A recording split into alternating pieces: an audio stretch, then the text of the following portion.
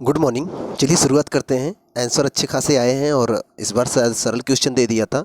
ये इतना याद रखिएगा कि इस बार का जो भी 5 वीडियो पढ़ेंगे पेपर क्वेश्चन बहुत टफ होने वाले हैं। आगे के क्वेश्चन और भी टफ पढ़ेंगे, तो थोड़ा सा धैर्य रखकर थोड़ा सोच समझ के आंसर राइटिंग करिएगा। और जो फाउंडेशन बताया है कि 30 शब्द के अंदर ही लिखना है, उससे ज़्यादा भी मत लिखिएगा, नहीं तो कोई मतलब नहीं होगा। ठीक है, तो चलिए शुरुआत करने से पहले एक छोटा सा वाक्य आपको दिखा दें। देखिए, इसको सुनिए। खुद को इतना कमज़ोर मत होने दो कि तुम्हें किसी के एहसान की ज़रूरत हो। मतलब समझे, अपने आप को इतना कमज़ोर मत बनाओ, इतना कमज़ोर मत हो जाओ कि तुम्हें किसी दूसरे के एहसान की ज़रूरत पड़ जाए। जैसे कि अभी बहुत बच्चे मुझसे कहते हो ना कि सर जी मेरा नंबर मतलब मेरा आंसर बहुत अच्छा था, मुझे टॉप पर होना चाहिए था। मतलब जैसे बहुत लोग सोचते हो, तो आपको कहना ना पड़े, आप ऐसा लिखो ना कि आपको कहना ही ना पड़े कि आप टॉप पर हो, आपका नंबर, आपका आंसर बहुत बेस्ट था। आप इतना अच्छा लिखो, इतना अच्छा लिखो कि मुझे मजबूरन में फर्स्ट पे रखना ही पड़ जाए। कोई मेरे पास और चारा ही ना हो कि मैं उसके अलावा कुछ और कर लूँ। ठीक है, आपको कहना ना पड़े, कर दो। आप करो तो हमको करना पड़ जाए। मतलब आप ऐसा बना लो अपने आप को कि मेरी एहसान की ज़रूरत ना पड़े कि मुझसे कह कर आप अपना नंबर लगवा लो। तो ये तो एहसान हुआ कि मैंने आप पर एहसान कर दिया। तो एहसान की ज़रूरत क्या है, अपना दिमाग ही वैसा बना दो कि एहसान की ज़रूरत ही ना पड़े। ठीक, चलिए फिर आज क्वेश्चन का एनालिसिस कराते हैं और देखते हैं क्या आंसर आए हैं। उसके बाद आपको क्वेश्चन देते हैं। पहला क्वेश्चन मैंने पूछा था कि ये रायचूर दोआब क्या है। मतलब ये रायचूर दोआब के बारे में मैंने पूछा था क्या है ये। तो एक बात ध्यान रखिएगा, जो अपना दक्षिण भारत है, दक्षिण भारत में एक नदी बहती है, कृष्णा नदी। कृष्णा के पीछे से जाओगे तो गोदावरी भी बहती है, और कृष्णा के इस तरफ से बहती है तुंगभद्रा। तो ये तुंगभद्रा और कृष्णा के बीच का जो क्षेत्र है ना, उस क्षेत्र में एक रायचूर स्थान है, बड़ा उपजाऊ स्थान है ये।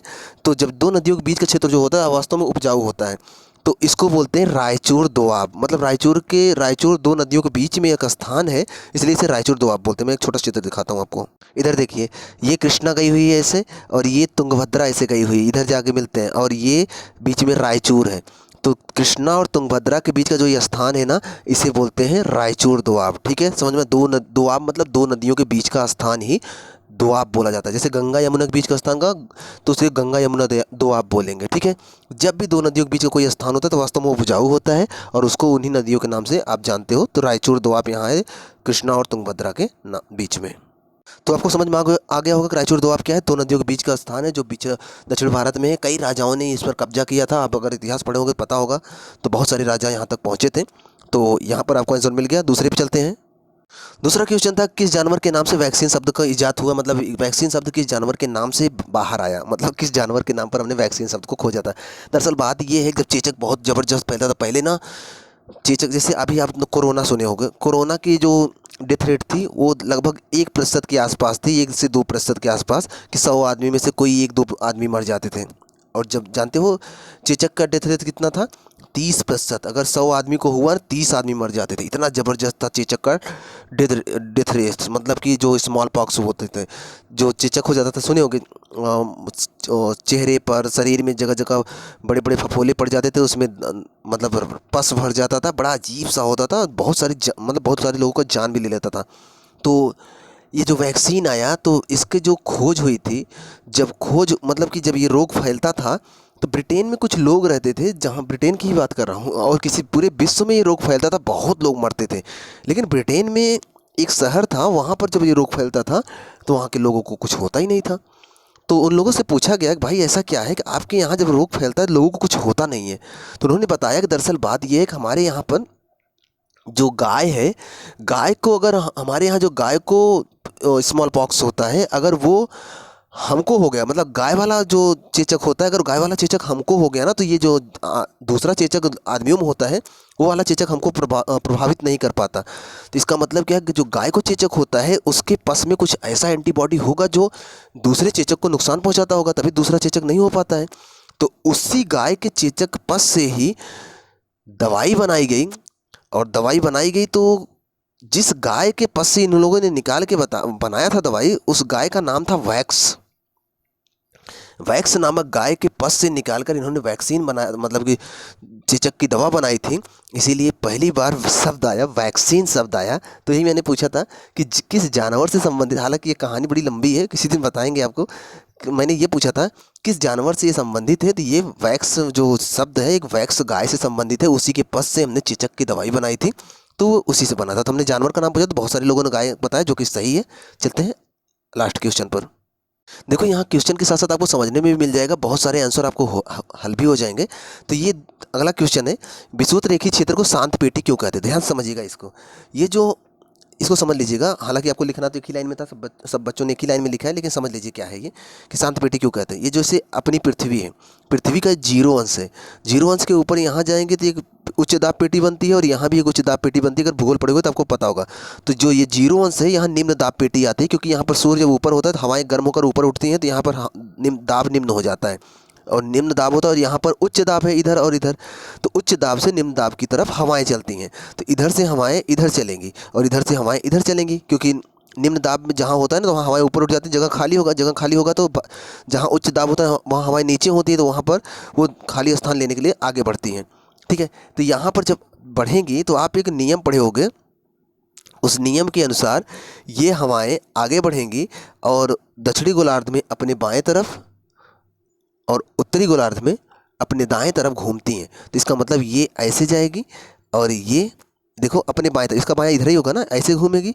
और अगर ये इधर से आ रही है तो इसका दाहिना किधर होगा? इधर होगा, ऐसे ये ऐसे घूमेगी। तो इसका मतलब अगर ऐसे जाके यहाँ मिल रही है ये, और ये ऐसे जाके यहाँ मिल रही है, तो इसका मतलब ऐसे और ऐसे मिल रही है, तो यहाँ 90 अंश कोण बन रहा है। 90 अंश कोण मतलब कुल बल 0 हो जा रहा है। कुल बल 0 हो जा रहा है, तो इसका मतलब यहाँ पर कोई बल काम नहीं करेगा, और जब कोई बल काम नहीं करेगा तो हवाओं का कोई प्रेशर काम नहीं करेगा, तो यह क्षेत्र बहुत शांत रहेगा। यहाँ तूफान नहीं आएंगे, इसीलिए इसको बोलते हैं, यहाँ ना ऊंची लहरें उठती हैं ना तो तूफान आता है, इसलिए इस क्षेत्र को बोलते हैं शांत पेटी, डोलड्रम पेटी, विषुवत रेखी पेटी। तो यही तो पूछा गया था ना कि इसको शांत पेटी क्यों कहते हैं, तो बहुत सारे लोगों ने आंसर दिया था। मेन आंसर यही था, इसकी वजह से ऐसा होता है। बात क्लियर है? तो ये मैंने 3 क्वेश्चन दिया था, हालांकि आपके समझ में आ गया होगा। थोड़ा क्वेश्चन का एनालिसिस कराना है और उसके बाद आज का क्वेश्चन देना है, उसको भी अच्छे से लिखिएगा। हालांकि अब क्वेश्चन थोड़ा नॉट टफ बना होगा, तो थोड़ा अच्छे से आंसर देने की कोशिश करिएगा। लेकिन उसके पहले मैंने एक सॉन्ग दिखाया था, कौन सा सॉन्ग था उसको देख लीजिए, उसका नाम क्या था बता देते हैं आपको।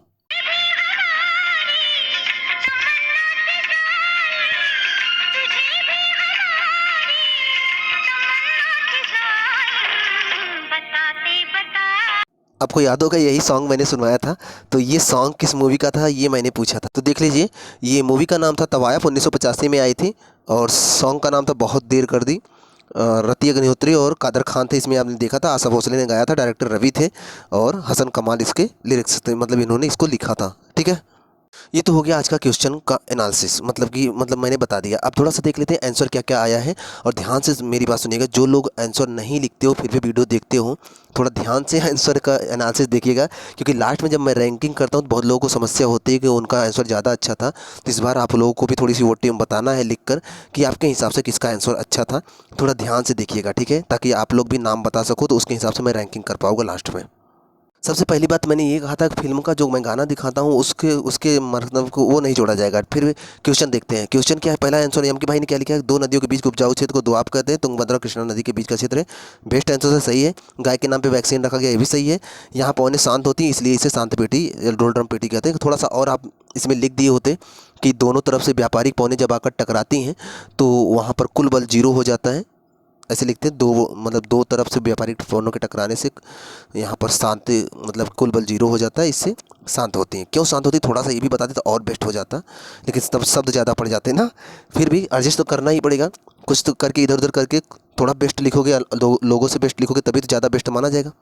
इसके अलावा इन्होंने बताया था फिल्म का नाम तवायफ थी, 1985। आशा भोसले जी लिखे थे, गाई थी इसको। ये राज नाम से जिन्होंने जो लिखते हैं ये भी अच्छा लिखते हैं। रायचूर दोआब कृष्णा और उसकी सहायक नदी तुंगभद्रा के बीच का क्षेत्र है, तो ठीक है, सही है। और वैक्सीन नामक जो है गाय से लिया गया है, तो ये भी सही है। तीसरा जो इन्होंने दिया आंसर, तो एम के भाई से थोड़ा ज़्यादा सुधार कर लिया कि भूमध्य रेखा के दोनों तरफ 10 अंश तक, अक्षांश तक, वैसे मुख्यतः 5 है लेकिन कहीं कहीं 10 भी मिलता है, अक्षांश तक निम्न वायुदाब की पेटी होती है और पवन शांत रहती है, तो इसलिए इसे शांत पेटी कहते हैं। सही है। थोड़ा सा यम के जिन्होंने लिखा है उनकी तुलना में ये थोड़ा ज़्यादा बेस्ट है। ठीक है, तो कोशिश करें कि लिखिए तो आप अच्छा हो, लेकिन कोशिश करो अगर आप हिंदी में टाइपिंग कर पाओ, अगर आपके मोबाइल में हो थोड़ा हिंदी में टाइप करें तो ज़्यादा बेस्ट होगा। नहीं तो ठीक है, ऐसी कोई बात नहीं है, लेकिन अगर लिख ना पाओ हिंदी में लिख सको तो और अच्छी बात है। साक्षी जी का आंसर चेक करते हैं। इन्होंने कहा कि दो नदियों के मध्य के उपजाऊ स्थान को दोआब कहते हैं, जो तुंगभद्रा और कृष्णा नदी के बीच में। बेस्ट आंसर है। वैक्सीन नामक गाय के आधार पर लिया गया, ये भी सही है। तीसरा आंसर इन्होंने यहाँ पर हवाएं शांत होती हैं, इस कारण शांत पेटी कहते हैं। थोड़ा सा कारण बताया होता है या फिर थोड़ा सा वो अक्षांश का बता देते किस अक्षांश के बीच में है। अक्षांश के नाम तो डिग्री डिग्री लिखना ही था, उससे कौन सी संख्या बढ़ जाती, थोड़ा और शुद्ध हो जाता ना। फिल्म का नाम तवायफ है, 1985 में आई थी, आशा भोसले ने नाम गाना दिया। ठीक है, सही है। थोड़ा और सुधार भी हो सकता था यहाँ पर, छोटी छोटी कमियाँ पीछे ढकेल देंगी, ध्यान दीजिएगा आगे से आंसर में। रोहित जी का आंसर देखते हैं। इन्होंने कहा कि वैक्सीन गाय के नाम पे दिया गया, ठीक है। उन्होंने एक दूसरे का आंसर दिया कि इस स्थान पे हवाएं शांत रहती है, इस कारण शांत पेटी डोलड्रम पेटी कहते हैं। थोड़ा सा और बेहतर बताते तो ज़्यादा सही था। मूवी का नाम बताया तवायफ, 1985 में आई थी। और अगला आंसर दिया दो नदियों के मध्य के उपजाऊ स्थान को दोआब कहते हैं, तुंगभद्रा और कृष्णा नदी के बीच का। ये आंसर सही है आपका।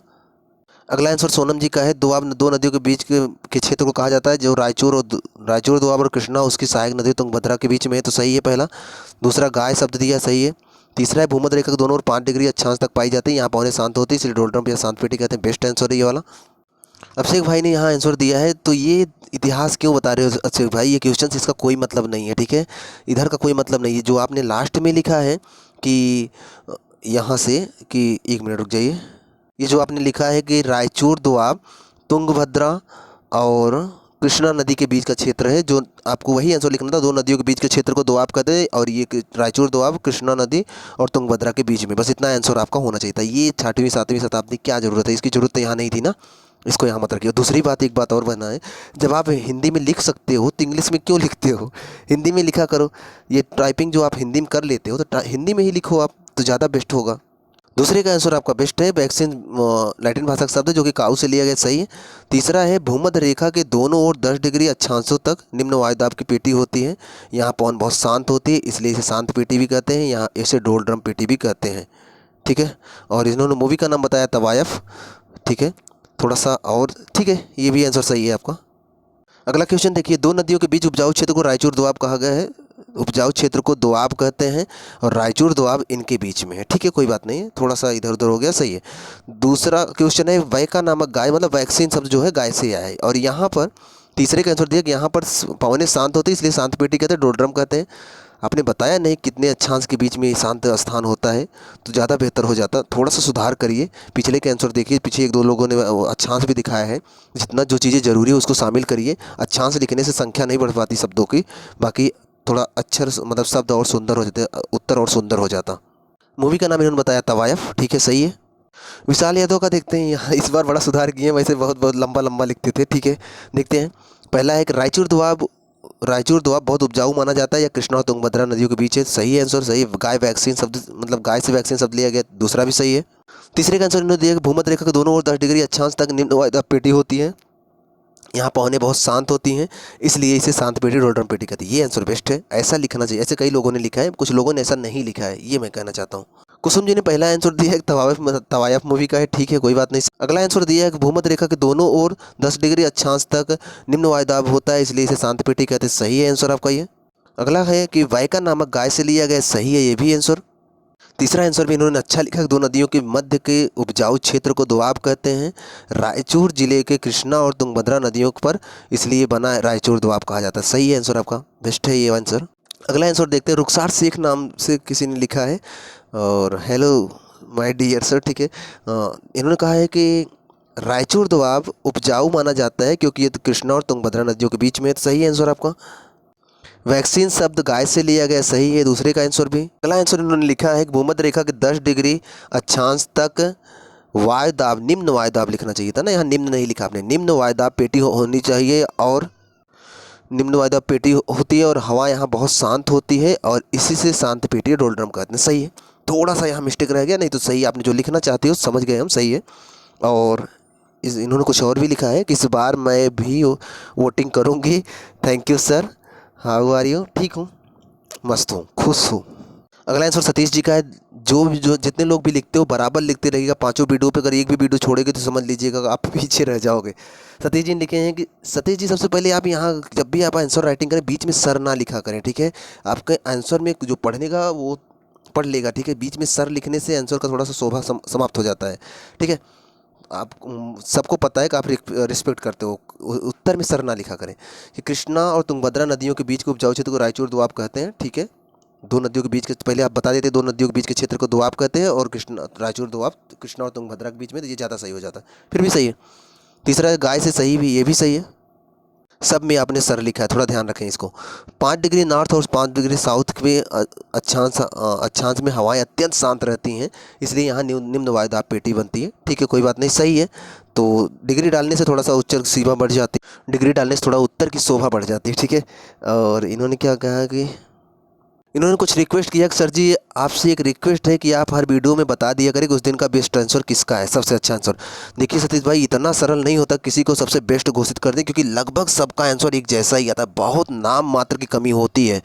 आप तो देख रहे हो ना, आपके ही सामने सारे आंसर पढ़े जा रहे हैं। कुछ लोगों को इधर उधर हुआ होगा, नहीं तो लगभग सबका आंसर सेम आता है। बहुत छोटी सी गलती कमी होती है, उसी कमी के हिसाब से छांटना पड़ता है कौन बेस्ट हो सकता है, कौन लास्ट हो सकता है। ठीक है, ये इतना आसान नहीं होता छांटना, इसलिए किसी को बेस्ट ऐसे नहीं बनाया जाएगा। 5 वीडियो का कंपेयर करेंगे हम, उसके बाद समझेंगे, उसके हिसाब से बनाएंगे रैंक। और इस बार तो सबको मौका भी है ना कि कुछ लोग, मतलब बहुत लोग वीडियो देखते हैं तो वो लोग रैंकिंग करवा सकते हैं वो लोग। इस बार 5वें वीडियो के बाद सबको बताना भी है कि उनके हिसाब से बेस्ट आंसर किसका है, इसलिए तो इस बार सब कमेंट आंसर अच्छे से देखा जाएगा। इस बार वोटिंग वाला सिस्टम है, थोड़ा और अच्छा हो जाएगा। ये आंसर ईश्वर चंद्र का है। ईश्वर चंद्र शायद पिछली बार सेकंड पे थे और अच्छा लिखते हैं ये भी। तो इनका थोड़ा देखते हैं कि दो नदियों के बीच के मध्य उपजाऊ क्षेत्र को दोआब कहते हैं। कृष्णा नदी और तुंगभद्रा के बीच का क्षेत्र है रायचूर दोआब, सही है। दूसरा आंसर है गाय वैक्सीन शब्द के आधार पर बनाया गया, दूसरा भी सही है। तीसरा आंसर दिया इन्होंने कि भूमध्य रेखा के दोनों ओर 10 डिग्री अक्षांशों तक वायुदाब पेटी होती है। तक वायुदाब निम्न लिखा करो मेरे भाई, निम्न वायुदाब पेटी होती है, ऐसे नहीं बोलते आप। और यहाँ पर पौने बहुत शांत होती हैं, इसलिए इसे शांत पेटी या डोलड्रम पेटी कहते हैं। और जो मूवी हमने पूछा था उन्होंने बताया कि तवायफ है, और इन्होंने गुड नाइट भी बोल दिया है। तो आंसर आपका सही है। और थोड़ी थोड़ी देखो, अभी सतीश जी ने कहा कि रोज़ का बेस्ट आंसर कैसे बताया जाएगा, रोज़ तो नहीं बताया जा सकता ना।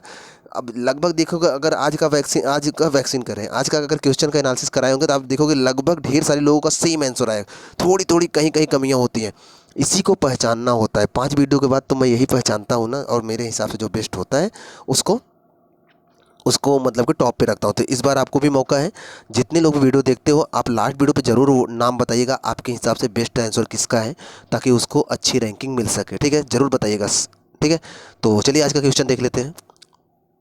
चलिए आज का क्वेश्चन देखते हैं। धीरे धीरे क्वेश्चन थोड़ा कठिन होंगे तो थोड़ा ध्यान से, थोड़ा अच्छे से लिखिएगा। चलिए आज का क्वेश्चन देखते हैं, ध्यान से क्वेश्चन देखिएगा, अच्छे से आंसर दीजिएगा और कम शब्दों में बेस्ट तरीके से लिखने की कोशिश करिएगा। ठीक है, मुझे एनालिसिस करने में ताकि तकलीफ ना हो। क्वेश्चन ये है, किस अधिनियम के द्वारा भारत में लोक सेवा आयोग समझते हो ना, जिसके द्वारा सिविल सेवाओं की परीक्षाएं कराई जाती हैं। तो क्वेश्चन ये है, किस अधिनियम के द्वारा भारत में लोक सेवा आयोग की शुरुआत की गई, उसकी स्थापना की गई, उसकी शुरुआत की गई। भारत में लोक सेवा आयोग की शुरुआत किस अधिनियम के द्वारा शुरू किया गया था? क्वेश्चन समझ में आ गया ना? किस अधिनियम के द्वारा भारत में लोक सेवा आयोग की शुरुआत की गई थी? ठीक है, इसको बताइएगा, अच्छे से बताइएगा इसके बारे में। अगला क्वेश्चन ध्यान सुनिएगा। अगला क्वेश्चन है कि नदियाँ अपने किनारे, जब भी आप देखते हो कि नदियाँ चलती रहती है ना, तो ऐसे ऐसे चलती रहती हैं, अपने किनारों को काटती रहती है, तभी सर्पिल आकार बनाती हैं। अगर किनारों को ना काटे, सीधा ही चलती रह जाए तो सर्पिल आकार आएगा नहीं। अक्सर नदियों को काटती हैं, तभी जब नदी अपने किनारों को ऐसे ऐसे काटती रहती है ना, तभी सर्पीला आकार आता है, तभी नदियाँ सर्पों के माध्यम से रेंगते हुए चलती हैं। तो ये जो किनारे पे कटाव होता है, ये किनारे पे कटाव नदियाँ ऐसा क्यों करती हैं? क्यों नदियाँ किनारों पे कटाव करती हैं? वाई, कारण क्या है? क्यों नदियाँ अपने किनारों को काटती हैं? इसका आंसर देना है। देखते हैं कितना अच्छा आंसर आता है। क्यों नदियाँ अपने किनारों को काटती हैं, इसका आंसर आपको देना। बेस्ट आंसर दीजिएगा, देखते हैं कितने लोगों का आंसर आता है। ठीक है, अब क्वेश्चन मैं थोड़ा टफ ही बनाऊंगा, ठीक है, ताकि मुझे एनालिसिस करने में ज़्यादा दिक्कत ना हो। और जो शुरू में मैंने आपको कोटेशन दिखाया था उसको ध्यान रखिएगा अपने अंदर। आपको पता होगा कि भारत में पहला परमाणु परीक्षण 1974 में होता है, दूसरा परमाणु परीक्षण 1998 में होता है, अटल बिहारी की सरकार थी, याद होगा। तो उस समय कोई 3 मुख्य वैज्ञानिकों ने उसमें बहुत महत्वपूर्ण भूमिका निभाई थी। उन तीनों वैज्ञानिकों के नाम बताना है। वो जो तीनों वैज्ञानिक जो उस परमाणु परीक्षण करने में बहुत मुख्य भूमिका निभाई थी, उन तीनों वैज्ञानिकों के नाम बताने हैं आपको। बात क्लियर है ना? 1998 में जो हमारा परमाणु परीक्षण हुआ था उसका नाम क्या था, परमाणु परीक्षण का नाम क्या था, और कौन से 3 वैज्ञानिक थे जो उसमें मुख्य भूमिका निभाए थे? उस परमाणु परीक्षण को किस नाम से किया गया था, ये मैं पूछ रहा हूँ। इसके अलावा उसमें मुख्यतः 3 वैज्ञानिक जो थे उनका नाम क्या है, ये बताना है। ठीक है, समझ में आया ना क्वेश्चन? 3 क्वेश्चन हो गए ना? ठीक है, अब एक सॉन्ग सुन लीजिए, उसका नाम जरूर बताइएगा।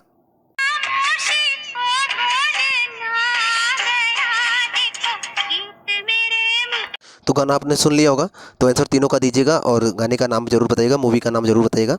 तो मिलते हैं आपसे नेक्स्ट वीडियो में। चैनल पर अगर पहली बार जरूर सब्सक्राइब कर लीजिएगा। पढ़ते रहिए, खुश रहिए, मस्त रहिए, हंसते रहिए। मिलते हैं नेक्स्ट वीडियो में।